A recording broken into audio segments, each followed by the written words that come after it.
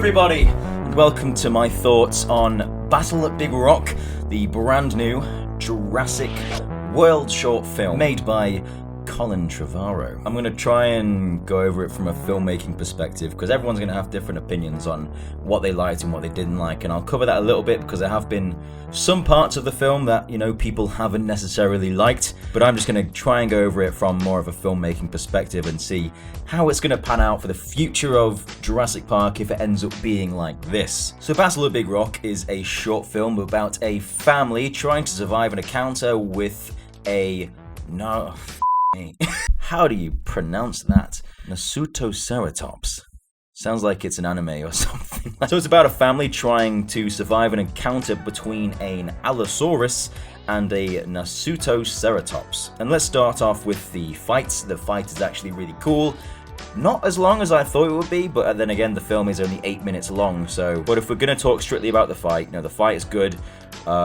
It's well lit. They've got like a campfire going on, they've got flashlights and everything, the kind of thing you'd have on a camping trip, which is good, because it feels real. It feels like an actual family that have kind of just found themselves in this rare event. Sometimes nature does find its way into situations where people might not want them to be there. You've probably seen videos of people camping or fishing, and then a bear's just come and sat next to them, and it's like, you right, mate? Got a fishing rod? But it feels good. I think it's a direct response to how people are reacting to Chris Pratt's character, because he's a bit of a superhero in that film. He's a bit of a Captain America. But in this, it's just a family. It's just some people trying to survive, and I like that. And in that sense, it feels more like the original Jurassic Parks. It feels a bit more grounded, which is, I think, what most people have been asking for. And if Jurassic World 3 is going to be anything like this, it's going to be good. People are going to like it. People have been reacting pretty positively towards this film, far more positively than they reacted to Jurassic World Fallen Kingdom. I love that film, but this is a very different kind of film. It's a very different style. There's not many twists and turns. It's very simple. The music, oh my god, the music, it's so good. It uses the Lost World theme at the end of the short film, and it's beautiful. I love the Lost World theme.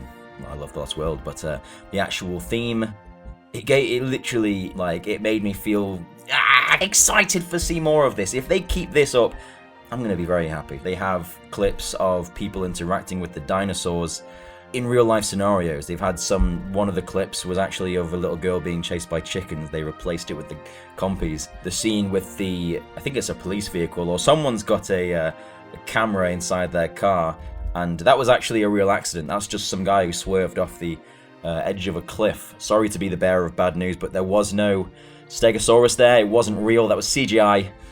But it's great. Talking about CGI, there was an animatronic Allosaurus in the film, which partially might be why the CGI looks so good. They had an animatronic Allosaurus on set for when it's breaking through the glass, and it looks great. It's it's getting better every time. It's far better than anything we see in the first Jurassic World. And about the scares as well. It's pretty scary.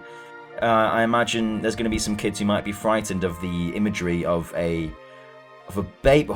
If anyone's going to get frightened of the images of a baby about to be eaten by an Allosaurus, it'll be their parents. Then the kid, they don't care. It's a terrifying scenario for these people to be in, and I think it represents that tension quite well. The fight doesn't leave their RV. It takes place inside it, and it makes it feel more claustrophobic. So the dinosaurs, they behave a lot more realistically, and in that sense, it feels a lot more immersive. They don't behave 100% like real animals, but they are a step up from the monsters we've had from the past two films. And something I'd like to point out in the sense that it's trying to be realistic is that the Allosaurus, because it famously didn't have a really strong bite force, it went straight for the baby. It went for the weaker one, which is that little attention to detail that I really enjoy. But there is a moment in the film that people have been criticizing, and that's the ending of it with the little girl using the crossbow. People have said that kids don't belong in Jurassic Park, but my response is, have you seen a Jurassic Park film before? The kids in the first film hack into the Jurassic Park mainframe.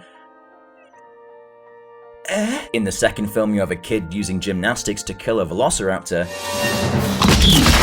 In the third one, you have a child surviving an entire island filled with dinosaurs and collects T-Rex pee. Jurassic World, you've got two kids that fight off a velociraptor in the back of a van with a electric castle prod. And then in Fallen Kingdom, you have Maisie pressing the button to let all the dinosaurs out. Might not like it, it's a bit, you know, it usually is the weakest part of the film, but it's a staple of what makes a Jurassic Park film a Jurassic Park film. I don't know enough about crossbows to know what they look like, but I'm gonna trust the script. So it's, you know, I can understand why people might not like the ending of the film, but let's not pretend that kids have never been this, like, one of the centerpieces of the Jurassic Park films. But yeah, I mean, I'd probably give the Battle at Big Rock an 8.5 out of 10. There's very little to dislike about the film.